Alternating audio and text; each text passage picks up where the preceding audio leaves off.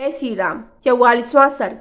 ब्रह्मा जी का भगीरथ की प्रशंसा करते हुए उन्हें गंगा जल से पितरों के तर्पण की आज्ञा देना और राजा का वह सब करके अपने नगर को जाना, गंगा अवतरण के उपाख्यान की महिमा। श्री राम इस प्रकार गंगा जी को साथ लिए राजा भगीरथ ने समुद्र तक जाकर रसातल में, जहाँ उनके पूर्वज भस्म हुए थे, प्रवेश किया। वह भस्म राशि जब गंगा जी के जल से अपलावित हो गई, तब संपूर्ण लोगों के स्वामी भगवान ब्रह्मा ने वहां पधार कर राजा से इस प्रकार कहा। नरश्रेष्ठ, महात्मा राजा सगर के 60,000 पुत्रों का तुमने उद्धार कर दिया। अब वे देवताओं की भांति स्वर्गलोक में जा पहुंचे। भूपाल, इस संसार में जब तक सागर का जल मौजूद रहेगा, तब तक सगर के सभी पुत्र देवताओं के भांति स्वर्गलोक में प्रतिष्ठित रहेंगे। ये गंगा तुम्हारी भी ज्येष्ठ पुत्री होकर रहेंगी और तुम्हारे नाम पर रखे हुए भगीरथी नाम से इस जगत में विख्यात होंगी। त्रिपथगा, दिव्या और भगीरथी, इन तीनों नामों से गंगा की प्रसिद्धि होगी। ये आकाश, पृथ्वी और पाताल तीनों पथों को पवित्र करती हुई गमन करती हैं, इसलिए त्रिपथगा नाम मानी गई हैं। नरेश्वर महाराज, अब तुम गंगा जी के जल से यहाँ अपने सभी पितामहों का तर्पण करो और इस प्रकार अपने तथा अपने पूर्वजों द्वारा की हुई प्रतिज्ञा को पूर्ण करो। राजन, तुम्हारे पूर्वज धर्मात्माओं में श्रेष्ठ महायशस्वी राजा सगर भी गंगा को यहाँ लाना चाहते थे, किंतु उनका यह मनोरथ नहीं पूर्ण हुआ।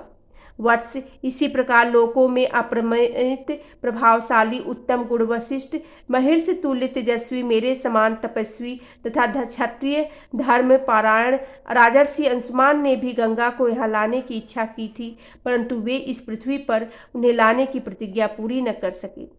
निष्पाप महाभाग, तुम्हारे अत्यंत तेजस्वी पिता दिलीप भी गंगा को यहाँ लाने की इच्छा करके भी इस कार्य में सफल न हो सके। पुरुष प्रवर, तुमने गंगा को भूतल पर लाने की वह प्रतिज्ञा पूर्ण कर ली। इसमें संसार में तुम्हें परम उत्तम एवं महान यश की प्राप्ति हुई है।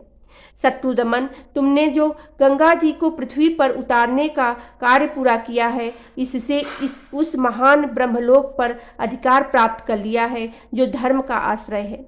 नरश्रेष्ठ पुरुष प्रवर, गंगा जी का जल सदा ही स्नान के योग्य है। तुम स्वयं भी इसमें स्नान करो और पवित्र होकर पुण्य का फल प्राप्त करो।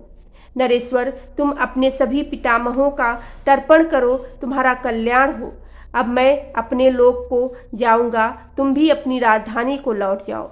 ऐसा कहकर सर्वलोक पितामह महायशस्वी देवेश्वर ब्रह्मा जी जैसे आए थे, वैसे ही देवलोक को लौट गए।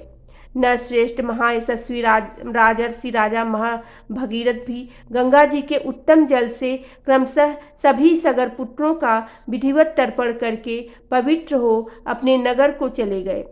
इस प्रकार सफल मनोरथ होकर वे अपने राज्य का शासन करने लगे। रघुनंदन, अपने राजा को पुनः सामने पाकर प्रजावर्ग बड़ी प्रसन्न हुई। सबको का शोक जाता रहा, सबके मनोरथ पूर्ण हुए और चिंता दूर हुई। श्री राम, यह गंगा जी की कथा मैंने तुम्हें विस्तार के साथ कह सुनाई। तुम्हारा कल्याण हो। अब जाओ, मंगलमय संध्या वंदन आदि का संपादन करो। देखो, संध्या काल बीता जा रहा है।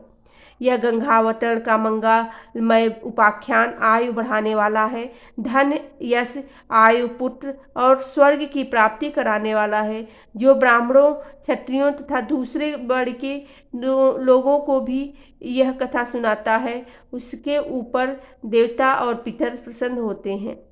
कुकुट कुलभूषण, जो इसका श्रवण करता है वह संपूर्ण कामनाओं को प्राप्त कर लेता है, उसके सारे पाप नष्ट हो जाते हैं और उसकी आयु की वृद्धि एवं कीर्तिमान विस्तार होता है। बोलो सियावेरी रामचंद्र की जय, पवन सुत हनुमान की जय।